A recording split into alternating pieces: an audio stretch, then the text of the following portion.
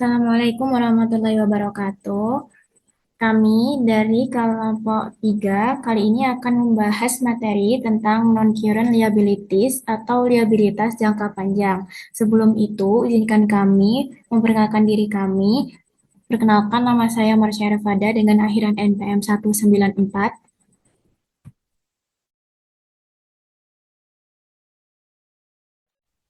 Nama saya Tiara Nurkaila Putri dengan akhiran NPM 195. Perkenalkan, nama saya Dewi Nisa Kalisa dengan akhiran NPM 207. Perkenalkan, nama saya Kartika Dewi Sri Lestari dengan akhir NPM 304. Lanjut. Sebelum masuk ke pembahasan teknis, saya ingin menunjukkan beberapa data untuk menggambarkan betapa besarnya skala utang jangka panjang ini di dunia nyata. Pertama, total utang pemerintah di seluruh dunia pada tahun 2019 mencapai 69 triliun dolar. Kedua, utang korporasi global pada tahun 2017 saja sudah mencapai 11,7 triliun dolar. Dan yang tahun ketiga, dalam kurun waktu 10 tahun, dari 2007 ke 2017, utang korporasi ini mengalami kenaikan sebesar 272%. Jadi bisa dibayangkan betapa pentingnya pemahaman tentang bagaimana liabilitas jangka panjang ini dicatat, dinilai, dan dilaporkan dalam akuntansi.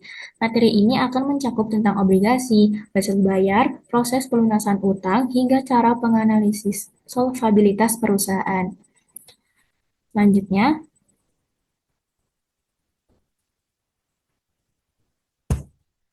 slide ini membahas jenis-jenis obligasi yang saya kelompokkan menjadi 3 kategori.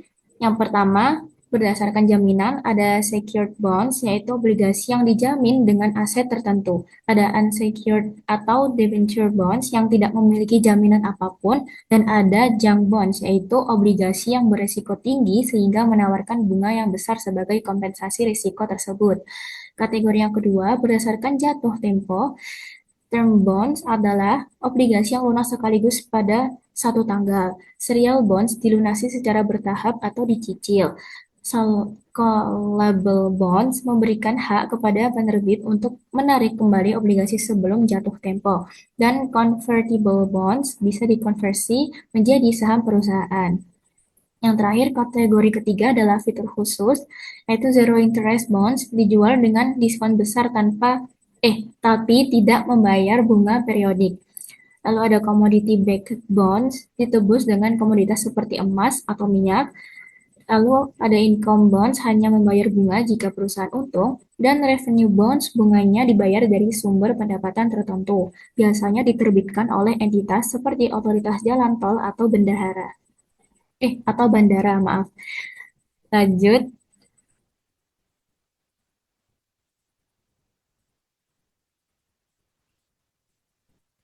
penerbit penerbitan dan penilaian obligasi.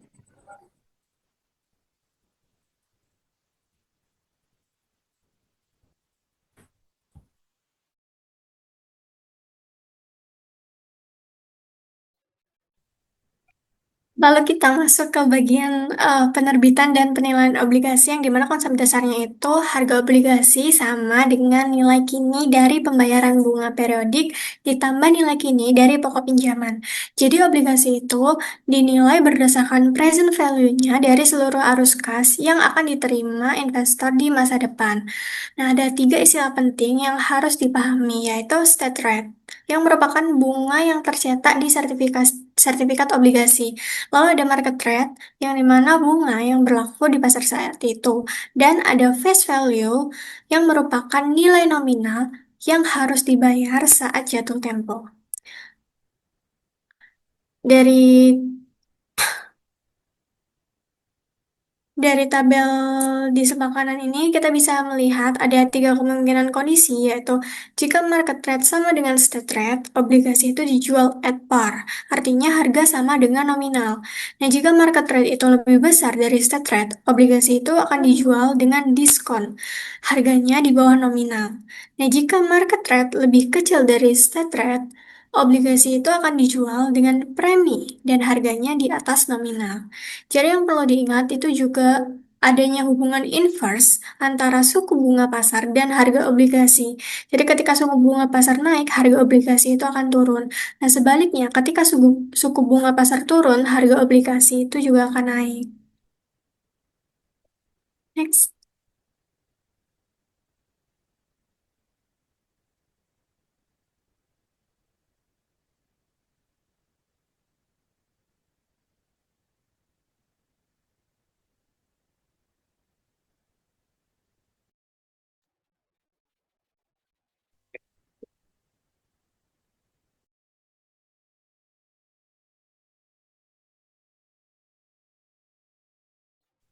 Lalu kita masuk ke metode bunga efektif yang merupakan metode wajib menurut IFRS untuk mengamortisasi diskon atau premi pada obligasi. Nah, ada 3 langkah dalam metode ini. Yang pertama, itu menghitung beban bunga dengan cara mengalihkan nilai buku obligasi di awal periode dengan tingkat bunga efektif. Lalu yang Lalu langkah kedua, itu menghitung bunga kas yang sebenarnya dibayarkan, yaitu nilai nominal dikali dengan stat rate. Lalu yang ketiga, hitung amortisasi dengan mencari selisih antara beban bunga dan bunga kas tersebut. Nah, sekarang pada dampaknya, jika obligasi diterbitkan dengan diskon, maka setiap kali diskon diamortisasi, beban bunga itu akan naik dan nilai buku obligasi itu juga akan naik. Sebaliknya, jika diterbitkan dengan premi, amortisasi premi itu membuat beban bunga turun dan nilai buku juga akan turun. Pada akhirnya, nilai buku ini itu akan terus bergerak mendekati nilai nominal saat jatuh tempo. Sebagai contoh, Evermaster AG menerbitkan obligasi senilai 100.000 euro dengan kupon 8%, tetapi market rate saat itu 10%. Nah, karena market rate lebih tinggi dari kupon, obligasi ini akan dijual dengan diskon, yaitu dengan harga 92.278 euro, dan selisihnya 7.722 euro yang merupakan diskonnya. Nah, untuk periode pertama, beban bunganya itu dihitung 92.278 dikali dengan 10%, lalu dikali lagi dengan 6/12, karena pembayaran semi tahunan, yang hasilnya adalah 4.614 euro. Next.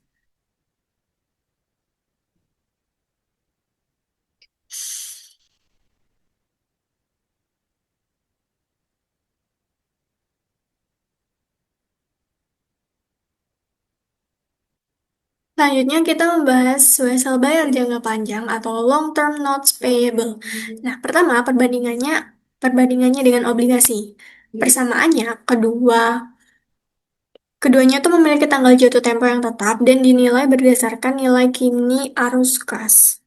Nah, perbedaannya, wesel itu tidak diperdagangkan di pasar publik seperti obligasi, dan wesel ini umumnya digunakan oleh perusahaan kecil hingga menengah. Yang kedua, ada yang disebut dengan wesel hipotek, yaitu wesel yang dijamin dengan properti sebagai agunan. Bunganya bisa tetap atau fixed rate, atau variabel, dan pembayarannya itu bisa dicicil atau lunas sekaligus di akhir. Sekarang ada 3 jenis wesel berdasarkan bagaimana bunganya. Yang pertama, wesel dengan nilai nominal, di mana stat rate sama dengan market rate, jadi tidak ada diskon atau premi. Yang kedua, zero interest notes, tidak ada pembayaran bunga periodik, tetapi bunga implisitnya tetap diamortisasi sebagai diskon. Yang ketiga, jika bunganya itu tidak wajar atau tidak sesuai pasar, kita menggunakan imputed interest rate, yaitu tingkat bunga yang diestimasi berdasarkan kondisi pasar yang berlaku. Next.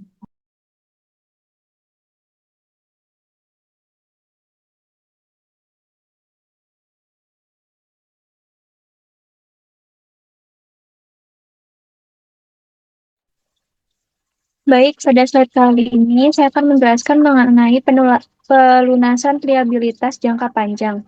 Terdapat 3 cara untuk melunasi utang dalam jangka panjang sebelum jatuh tempo. Cara yang pertama, pelunasan dengan tunai sebelum jatuh tempo. Harga reakuisisi dihitung dari jumlah yang dibayarkan ditambah call premium. Jika nilai buku obligasi lebih besar dari harga yang dibayarkan, perusahaan mengakui keuntungan. Sebaliknya, jika harga yang dibayarkan lebih besar daripada nilai buku, maka itu adalah kerugian. Yang penting, diskon atau premi yang belum diamortisasi harus diamortisasi terlebih dahulu sampai tanggal pelunasan. Yang kedua, pengalihan aset ataupun saham. Di sini aset atau saham yang diserahkan dicatat pada nilai wajarnya. Ada dua jenis keuntungan atau kerugian yang harus dihitung. Pertama, keuntungan atau kerugian dari pelepasan aset itu sendiri dengan membandingkan nilai wajar dan nilai aset. Dan yang kedua, keuntungan dari pelunasan utang dengan membandingkan nilai buku utang dan juga nilai wajar aset yang diserahkan. Cara yang ketiga, modifikasi syarat utang. Ini terjadi ketika kreditur memberikan keringanan, misalnya pengurangan pokok, perpanjangan jatuh tempo, atau penurunan bunga. Dalam kasus ini, utang lama dianggap lunas, lalu utang baru dicatat pada nilai wajarnya. Menggunakan market rate meminjam, selisih antara nilai buku utang lama dan nilai wajar utang baru diakui sebagai keuntungan atau kerugian. Next.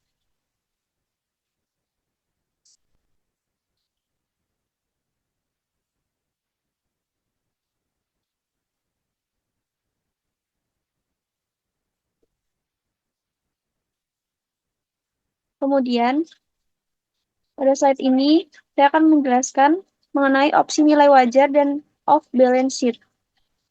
Untuk opsi nilai wajar, suatu perusahaan diberikan pilihan untuk mencatat liabilitasnya pada nilai wajar, bukan pada amortisasi cost. Jika perusahaan memilih opsi ini, perusahaan dinilai wajarnya akan masuk ke dalam laba rugi. Namun jika suatu perusahaan nilai tersebut disebabkan oleh perubahan resiko kredit perusahaan itu sendiri, maka perubahannya dimasukkan ke other comprehensive income, bukan ke laba rugi langsung. Alasan opsi ini ada karena nilai wajar dianggap lebih relevan dan transparan dibandingkan biaya historisnya. Selanjutnya, off-balance sheet financing.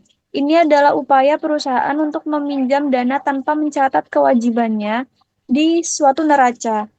Ada beberapa bentuknya. Yang pertama, non-consolidated subsidiary. Jika perusahaan memiliki kurang dari 50% kepemilikan di anak perusahaan, maka utang anak perusahaan tersebut tidak perlu ditampilkan di neraca induk.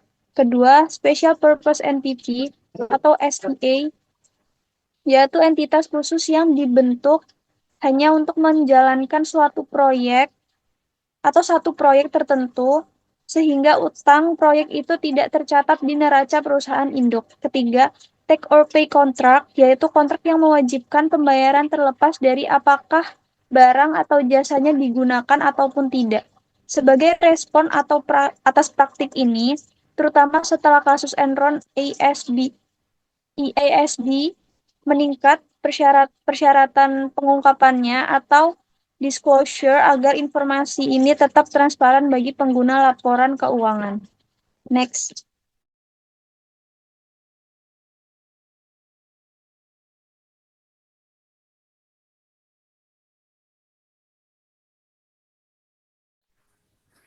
Lanjut, di sini kita akan membahas bagaimana liabilitas jangka panjang disajikan dalam laporan keuangan. Ada 3 aturan utama dalam penyajiannya. Yang pertama, liabilitas jangka panjang biasanya disajikan sebagai satu jumlah saja di neraca, dengan rincian lengkapnya dijelaskan di catatan laporan keuangan. Yang kedua, jika ada bagian dari utang jangka panjang yang jatuh tempo dalam waktu 1 tahun, maka bagian itu harus dipindahkan dan diklasifikasikan sebagai liabilitas lancar. Yang ketiga, jika perusahaan sudah melakukan refinancing sebelum tanggal pelaporan, maka utang tersebut tetap bisa diklasifikasikan sebagai non-current. Selanjutnya, ada beberapa hal yang wajib diungkapkan dalam catatan laporan keuangan, yaitu jenis dan sifat liabilitas, tingkat suku bunga, tanggal jatuh tempo, ketentuan CAAL, dan konversi. pembatasan yang dikenakan oleh kreditur, aset yang dijadikan jaminan, nilai wajar dari utang jangka panjang, dan jadwal pembayaran untuk 5 tahun ke depan. Pengungkapan ini penting agar pengguna dalam laporan keuangan bisa menilai kapan dan berapa besar arus kas keluar yang akan terjadi di masa depan. Selanjutnya, ada analisis liabilitas jangka panjang. Di sini, kita akan menganalisis liabilitas jangka panjang menggunakan dua rasio utama. Yang pertama ada debt to assets ratio. Rumusnya adalah total liabilitas dibagi total aset. Rasio ini mengukur seberapa besar persentase aset perusahaan yang dibiayai oleh utang. Semakin tinggi rasio ini, semakin besar juga risiko perusahaan gagal memenuhi kewajibannya. Risiko yang kedua ada times interest earned. Rumusnya adalah laba bersih ditambah beban bunga ditambah pajak, lalu dibagi dengan beban bunga. Rasio ini mengukur seberapa kuat kemampuan perusahaan dalam membayar beban bunganya. Semakin tinggi nilainya, semakin aman posisi perusahaan. Sebagai contoh nyata, kita bisa lihat data di Novartis Group tahun 2018.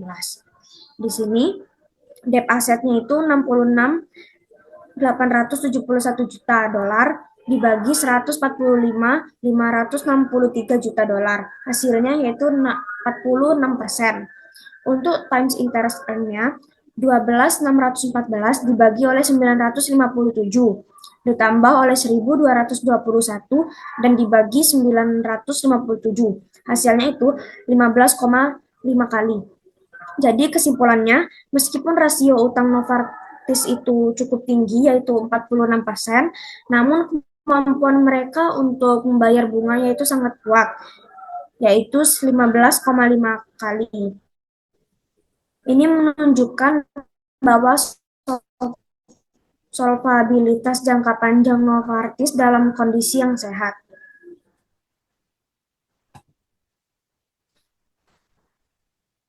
Non-current liabilities, kesimpulannya, kita sudah membahas jenis-jenis obligasi, cara penilaian dan penerbitan,